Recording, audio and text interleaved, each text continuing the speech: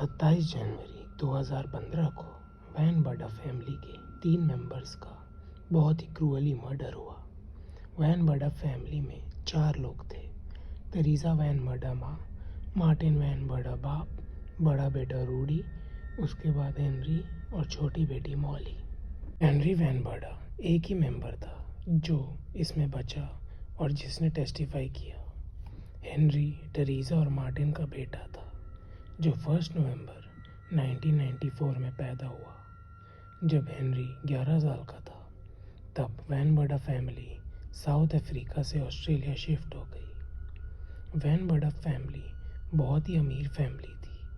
उनके पास बहुत महंगे महंगे घर थे। बड़ा बेटा रूडी मेलबर्न में इंजीनियरिंग कर रहा था और हेनरी ने भी उसके फुटस्टेप्स फॉलो करते हुए उसी यूनिवर्सिटी में एडमिशन लिया जहां वो फिज़िक्स पढ़ने लगा।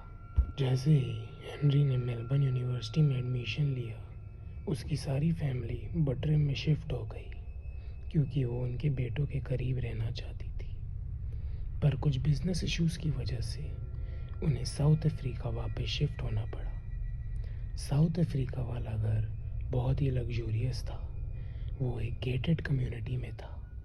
वो कम्युनिटी साउथ अफ्रीका के सेफेस्ट जोन में आती थी। सोसाइटी के अंदर आने के लिए एक एक्सेस कार्ड लगता था। उसकी दीवारें बहुत ऊंची थी और उनमें इलेक्ट्रिक वायर थी। किसी का बाहर से अंदर घुसना बहुत ही मुश्किल था। साउथ अफ्रीका का क्राइम रेट बहुत ही हाई है।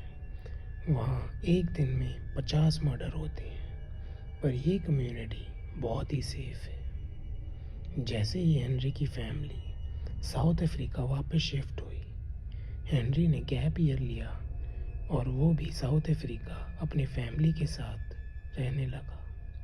जैसे ही समर ब्रेक हुआ, रूडी भी दिसंबर में घर आ गया। अब पूरी फैमिली एक साथ थी। वैन बडा फैमिली बहुत खुश थी क्योंकि वो बहुत टाइम बाद एक साथ थी। वो बहुत मज़े कर रही थी। मंडे 26 जनवरी की रात को आफ्टर डिनर सारे अपने अपने कमरों में सोने चले गए।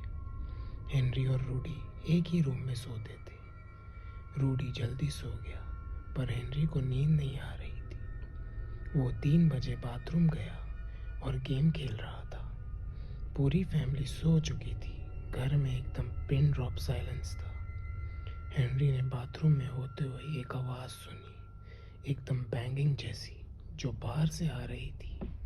बाहर से मतलब बाथरूम के बाहर से, पर घर के अंदर से। जैसे ही वो बाहर गया, उसे पता चला आवाज़ उसी के रूम से आ रही है। जैसे ही वो बाथरूम से बाहर गया, उसने देखा एक शैडोई फिगर खड़ी है उसके और रूडी के बेड के बीच में। ये इंसान ऊपर से नीचे तक काले कपड़ों में कवर था और उसने एक मास्क पहन रखा था। उसने देखा कि ये इंसान रूडी को नींद में अटैक कर रहा है। जैसे हेनरी ने ये देखा, हेनरी मदद के लिए चिल्लाने लगा। उसका बाप मदद की आवाज़ सुनते ही आया और उसने हेनरी और रूडी की रूम की लाइट ऑन कर दी और वो अटैकर को रोकने की कोशिश करने लगे। जैसे ही लाइट ऑन हुई, हेनरी ने देखा कि अटैकर उसके भाई को एक एक्स से मारने की कोशिश कर रहा था। जैसे ही उसके बाप ने अटैकर को रोकने की कोशिश करी, अटैकर उसके बाप को भी एक्स से मारने लगा, जिसके बाद मार्टिन और रूडी दोनों हिलना बंद हो गए। उसके बाद उसने हेनरी को एक्स से मारा। हेनरी अपने रूम में डर के और चौंक के कोने में खड़ा रहा। उसने कहा कि वो इतना डर गया था कि उससे क्या करूं समझ नहीं आ रहा था और शौक में चला गया। हेनरी ने बताया कि अटैकर उसके बाप और भाई को मारते हुए ज़ोर ज़ोर से हंस रहा था। जैसे ही उसकी माँ ने आवाज़ सुनी, वो ऊपर वाले फ्लोर पर दौड़ते दौड़ते आ गई, पर वो हेनरी को दिख नहीं रही थी, इसलिए उसे पता नहीं चला कि एग्जैक्टली वो कहाँ पे है। अटैकर ने हेनरी की माँ को भी एक से मार दिया, पर क्योंकि वो शौक में थी, उसे समझ नहीं आया कि वो अपनी माँ को कैसे बचाए। अटैकर हेनरी की माँ को मारने के बाद वापस हेनरी के रूम में आया और हेनरी ने बताया कि वो हेनरी को मारने की जल्दी में नहीं था। जैसे ही वो हेनरी के पास आया, उसने हेनरी के ऊपर एक्स उठाया, पर हेनरी ने तुरंत उसका हाथ पकड़ लिया और हेनरी ने अटैकर को जोर से धक्का दे दिया। उसने अटैकर के हाथ से एक्स छीन लिया। तभी अटैकर को पता चला कि रूडी अभी भी जिंदा है, क्योंकि वो गैगलिंग आवाज़ निकाल रहा था। अटैकर ने तुरंत एक नाइफ निकाली और हेनरी को चेस्ट में स्टैब करना चालू किया और उसने उसके लेफ्ट आर्म पर स्टैब कर दिया। हेनरी ने भी सेल्फ डिफेंस में अटैकर के शोल्डर पे मार दिया।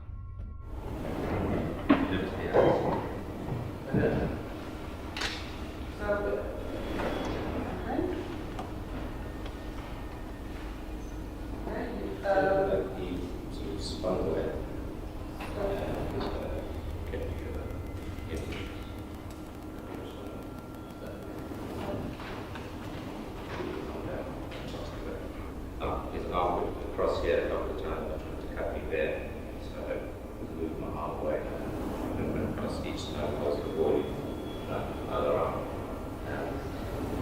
That's how just get out of the way. About there is where it's struck. Both arms. Yes.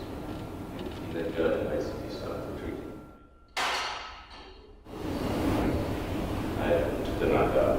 के राइट आर्म में लग गया और उससे नाइफ गिर गया और वो वहाँ से भाग गया। जब हेनरी उसके पीछे दौड़ा, उसने अपनी माँ और बहन को देखा और देखा कि पूरे फर्श पर खून खून हो गया था। जब हेनरी अटैकर के पीछे भाग रहा था, उसके हाथ में एक्स था। एक पॉइंट आया कि हेनरी ने अटैकर की डायरेक्शन में एक्स फेंक दिया। उसको पता नहीं चला कि वो अटैकर पे लगा कि नहीं, क्योंकि वो सीढ़ियों से नीचे गिर गया था। वो वापस उठा और वो अटैकर की डायरेक्शन में भागा। उसको अटैकर कहीं नज़र नहीं आ रहा था। उसने देखा कि उसका साइड का डोर खुला हुआ है, पर वहाँ पर भी अटैकर नहीं था। तभी उसने अपनी गर्लफ्रेंड को फ़ोन किया, जो ऑस्ट्रेलिया में थी। उसके बाद उसने इमरजेंसी सर्विस का नंबर गूगल किया, पर उसने फ़ोन नहीं किया और वो वापस ऊपर गया। वहाँ उसने देखा उसकी बहन मॉली अभी भी जिंदा है और तभी वो बेहोश हो गया। वो 2 घंटे के लिए बेहोश ही रहा। जब वो उठा तब उसे होश में आने में वक्त लगा। उसे समझ नहीं आ रहा था कि ये सपना है कि ये सच है। उसने इमरजेंसी सर्विस का नंबर वापस गूगल किया और फैमिली लैंडलाइन से डायल कर दिया और वो नंबर था वो 112, जो साउथ अफ्रीका इमरजेंसी सर्विस का नंबर था। उसने इमरजेंसी सर्विसेज नंबर पे कॉल करा और कॉल रिसीवर बहुत ही इनकॉम्पिटेंट थी। उसको अपना एड्रेस उसे 10-15 बार बताना पड़ा और उसको अपना फ़ोन नंबर 3 बार बताना पड़ा और उसने हेनरी को 2 बार होल्ड पर भी डाल दिया था। उसने उसे 5 मिनट तक होल्ड पर डाला और पूरा कॉल 25 मिनट तक चला। Henry from Bradar. Henry, what's the Yes. contact number you're phoning from? My home phone number, but I'm not sure what the home phone number is. My cell phone. We're at 12 Husker Street, please. Who else is in the house? There's no one else. I Everyone need else the is. contact number, please. Yeah, okay. 021 021 8800 8800 493. 493, and you need the ambulance to go to what? Number 12 Husker Street. Hoskes. Husker. GOSKE. GOS. What area is this? It's in Stellenbosch, and it's in the Zolta estate. Number 12 Hoskes Street in Yes. Stellenbosch. Yes. I'm not picking it up for Stellenbosch. I'm picking it up for Boortesig Milnerton. We're in the Zolta winelands. It's an estate. Not picking it up for Stellenbosch. What area in Stellenbosch are you in? I don't know. That's all that We're in Zolta Wineland. It's an estate. It's a security estate. Are you sure it's 12 Hosker Street? Yes, Hosker absolutely. in Stellenbosch. Yeah, can you please just send an ambulance or more than one ambulance to the Zolta Wineland in Stellenbosch? The Zolta. Yeah, can you find that, please? What? And you, the patient? No, my family is... Someone attacked my family. Hey? Someone has attacked my family in my house. Okay, so you need the police or the ambulance. And an ambulance, please. Yes. Now, who is injured? I think everyone. Everyone in your house? Everyone, 4 people, yes. Adults, 2 adults? 2 adults and 3 adults and 1 teenage girl, yes. What are the injuries? Head injuries. Are they conscious?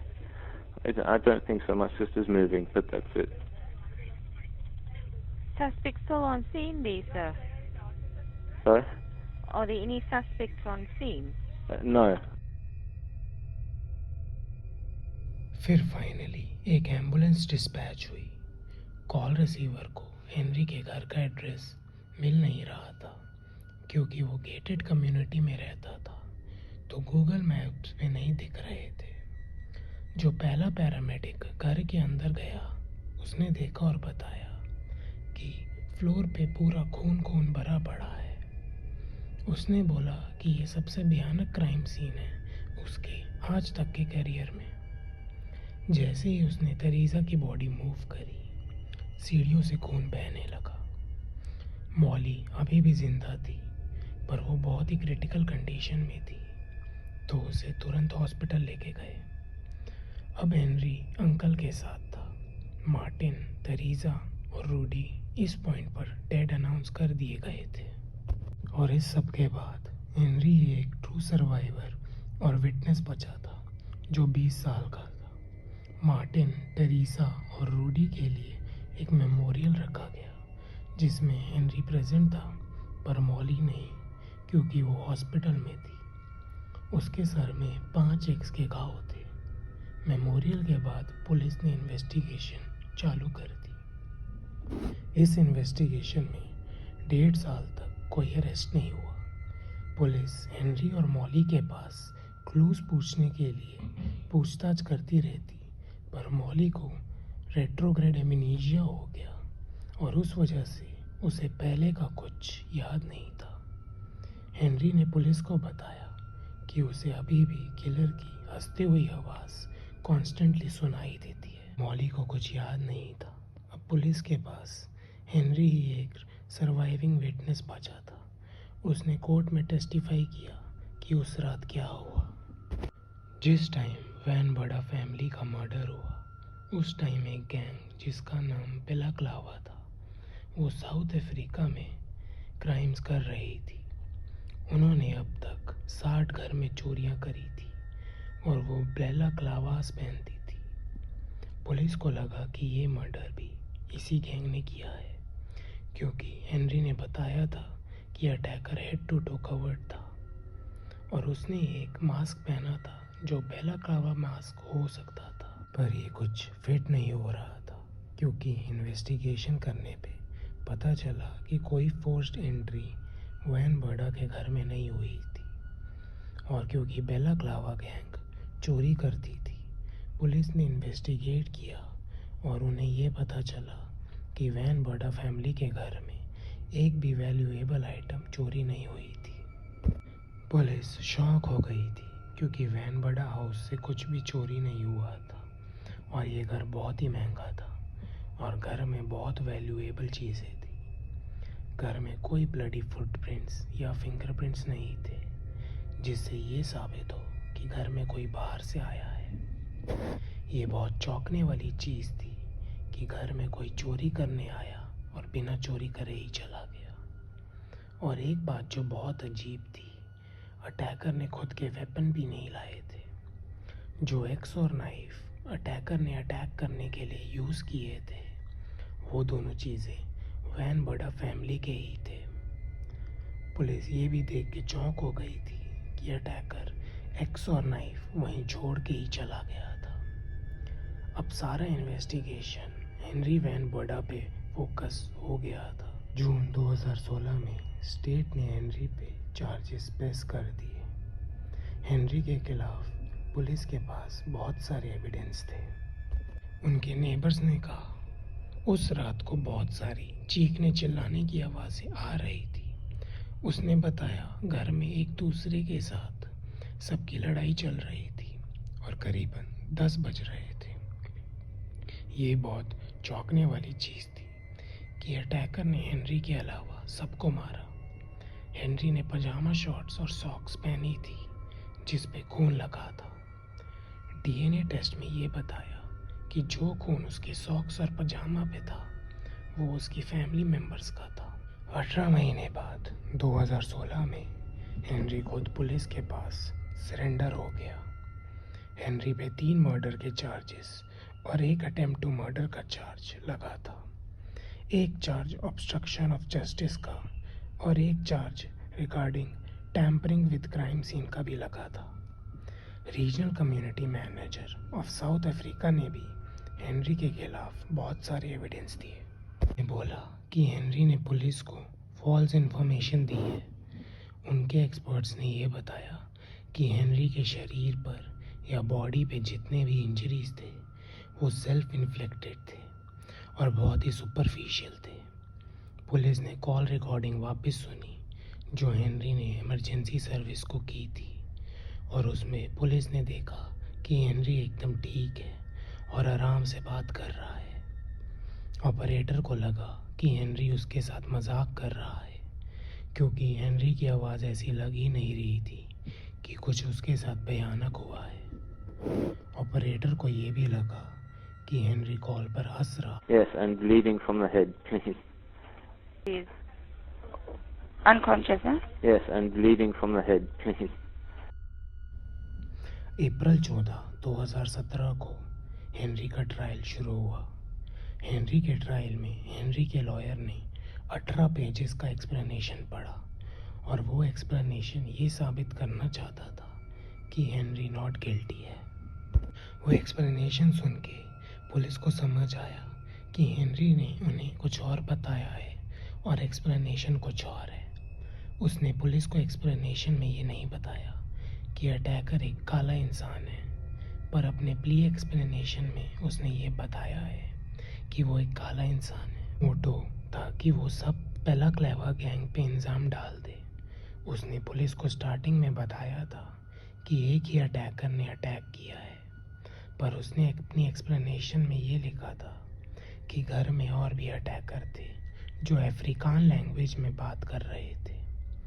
Emergency services को call करने के बाद ambulance dispatch हुई। Ambulance आने तक Henry आराम से बैठकर सिगरेट फूंक रहा था। उसने अपनी बहन पर चेक भी नहीं किया, ये पता होते हुए भी कि वो जिंदा है। जैसे ही स्टेट ने उसका एक्सप्लेनेशन सुना, स्टेट ने उसे गिल्टी साबित कर दिया क्योंकि स्टेट के पास सॉलिड एविडेंस था। एक तो घर में कोई आ नहीं सकता था बिना एक्सेस कार्ड के और उस कम्युनिटी की दीवारें बहुत ऊंची थी जिसमें किसी बाहर वाले का घुसना नामुमकिन था। दूसरा, जो एक्स और नाइफ यूज़ करे गए थे वो घर के थे ही नहीं। तीसरा, कोई भी सिक्योरिटी ने किसी बाहर वाले को देखा नहीं। फॉरेंसिक एक्सपर्ट्स ने ये बताया कि मर्डर वाली रात को उन्हें कोई फॉरेन फिंगरप्रिंट्स या फुटप्रिंट्स या डीएनए नहीं मिले। हेनरी ने बताया कि जब अटैकर पे उसने अटैक किया तब उस पे ब्लड स्पैटर हुआ, पर जब टेस्ट कर गए तब पता चला कि वो ब्लड उसी के फैमिली मेंबर का ही था। कोर्ट में साबित कर दिया कि हेनरी ने ही उसी के फैमिली मेंबर का मर्डर किया है और 7 जुलाई 2017 को हेनरी को लाइफ सेंटेंस की सज़ा हो गई।